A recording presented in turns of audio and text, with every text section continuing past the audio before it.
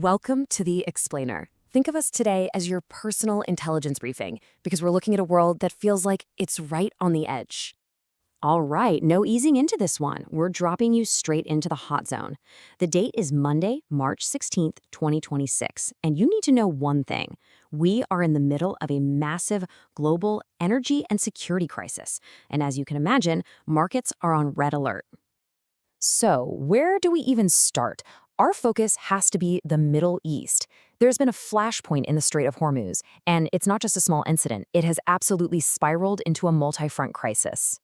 Just look at what's happened in the last 24 hours. It's been a total blur of escalation. You've got Israeli forces hitting targets in Iran. At the same time, you have the French president on the phone trying to de-escalate, and then President Trump signals that talks have stalled. We're talking hours apart.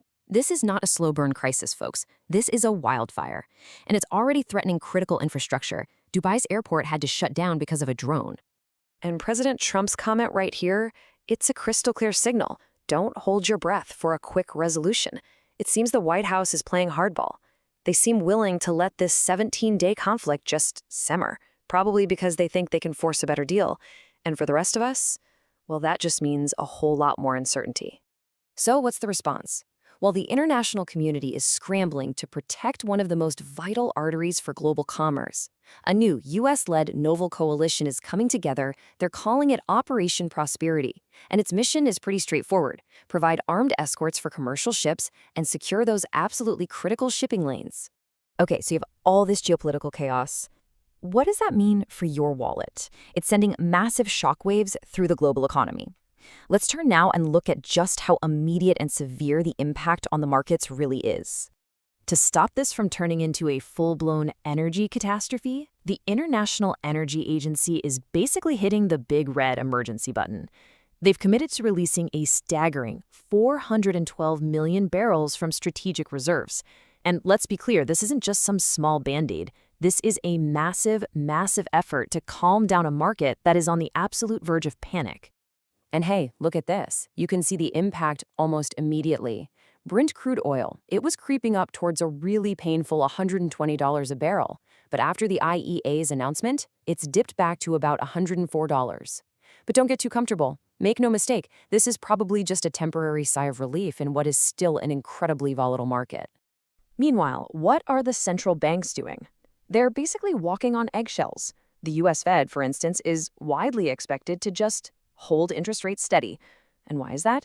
Because in an environment this tense, this much of a tinderbox, even a small rate hike could be the spark that sets the entire market on fire.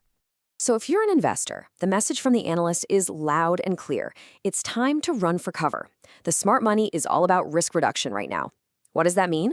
It means getting out of those high-risk assets and moving into safer harbors. Think consumer staples, utilities, the boring but really stable stuff that can weather a storm like this. And I really want to put this into perspective for you. This isn't just some minor blip. That 412 million barrel release by the IEA, it is one of the largest in history. We're talking about an intervention on a scale that we've only seen during the biggest energy crises of the past. That's how serious this is. But it's funny. Amidst all this chaos in oil and energy, there's a whole other story playing out. The entire tech world is holding its breath, with all eyes on NVIDIA's upcoming GTC conference. Why? Because if they announce the major AI hardware breakthroughs everyone is expecting, it could create this powerful countercurrent, a huge wave of optimism for a tech sector that's really been taking a beating lately. And that actually brings up a really fascinating point. You see, while the whole world is laser-focused on the day-to-day, the here and now of this crisis, all of these geopolitical shocks are actually hitting the accelerator on some really big, long-term shifts in technology. So let me ask you this. If you're a business leader right now, trying to peer through the fog of this crisis, where do you place your bets for the future? What are the key tech trends that are really going to define 2026? Well, right at the top of that list is something called agentic AI. Here's a simple way to think about it. If the AI we're used to is like a smart assistant that can find information for you, agentic AI is like an autonomous agent that can execute complex tasks for you. We're moving past the experimental phase here. Companies are starting to build the very foundations of their business on this stuff. The second big trend is sovereign cloud. And this makes perfect sense, right? In a world with all this geopolitical tension, the idea of keeping your most sensitive data inside your own country's borders under your own laws, well, that's not a niche idea anymore. It is rapidly becoming a central pillar of security strategy for both nations and corporations.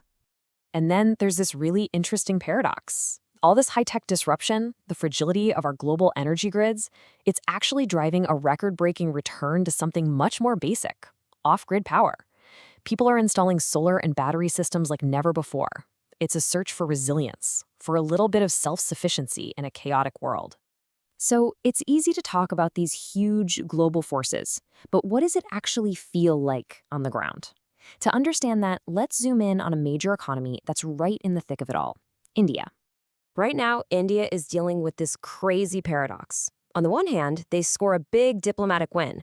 Two of their LPG ships, the Shivalik and Nanda Devi, managed to get through the dangerous Strait of Hormuz. Fantastic news. But on the other hand, back home, there's a huge domestic crisis. Prices for cooking gas have surged so high that new bookings have just collapsed. It's creating immense political pressure. And we can't forget the human cost behind all these headlines. Look at this number: over 180,000. That's how many Indian citizens have been evacuated from conflict zones in West Asia since late February.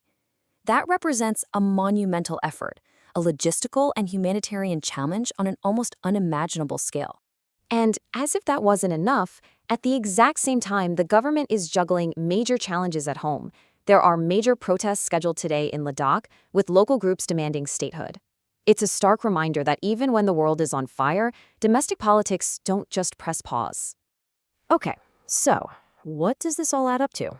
Let's take a step back for a second and try to synthesize this to see the new global landscape that's emerging from all this chaos. It really seems to boil down to three key forces that are shaping 2026. First, you've got this constant geopolitical friction. It feels like conflict is the new normal, and diplomacy is always playing catch-up. Second, resource scarcity. Our supply chains are incredibly fragile, and they're buckling, creating these economic shockwaves. And third, accelerated disruption.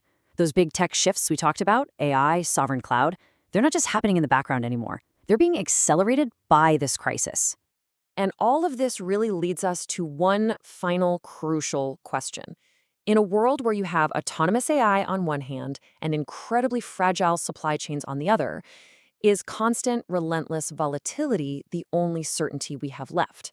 It really feels like in this new landscape, the only real skill that matters, the only real security, is the ability to adapt and to do it faster than the world is changing